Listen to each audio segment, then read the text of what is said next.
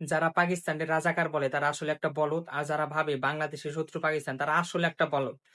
কারণ বাংলাদেশ, পাকিস্তান ভাই, ভাই। আমাদের রক্ত পাকিস্তানের শরীরে বইছে এটা কালকে প্রমাণ দিল। আমরা তো বাঙালিরা যারা আছি তারা সোশ্যাল মিডিয়াতে শুধু কথায় কাজে বলি। কিন্তু পাকিস্তানিরা তারা কাজের মাধ্যমে প্রমাণ দিল। কারণ আমাদের রক্ত যে তাদের শরীরে বইছে এটা কালকে খেলা না দেখলে বুঝতে পারবেন না। বাঙালি মানে ২০-৩০ রানে অল আউট সেম অবস্থা পাকিস্তানের হইছে। কারণ আমাদের রক্ত ওদের শরীরে বইছে। ১১৩ রানে ১ উইকেট আর ১৪৬ রানে প্যাকেট ভাবা যায়? এরকম হওয়ার মূল কারণ আমাদের রক্ত অগর শরীরে বইছে। আর আমাদের বাজে অভ্যাসগুলো, আমাদের খাইছতগুলো ধারাবাহিকতা রাখার জন্য পাকিস্তানের ধন্যবাদ। কারণ দেশ ভাগ হইছে, আমাদের সাথে তাদের সম্পর্ক নাই। তারপরে আমাদের অভ্যাসগুলো তারা পালন করতেছে। আমাদের অভ্যাসগুলো তারা চেঞ্জ করতে পারে না। এজন্য ধন্যবাদ।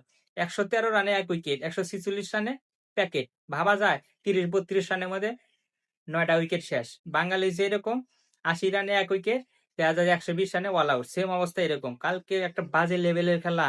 এইটা ফাইনাল খেলা হলো। খেলা দেখে বিন্দু পরিমাণও কেউ আনন্দ, তারপরে তৃপ্তি বা কোনো কিচ্ছু পায় নাই। যাই হোক, পাকিস্তান আর বাংলাদেশের জন্য কনগ্রাচুলেশন। তারা হলো ভাই, এশিয়া কাপ তো জিততে পারো নাই। তোমরা সোশ্যাল মিডিয়াতে কাপ নিয়ে মাতামাতি করো। কারণ তোমরা সোশ্যাল মিডিয়াতে সবকিছু জিতো।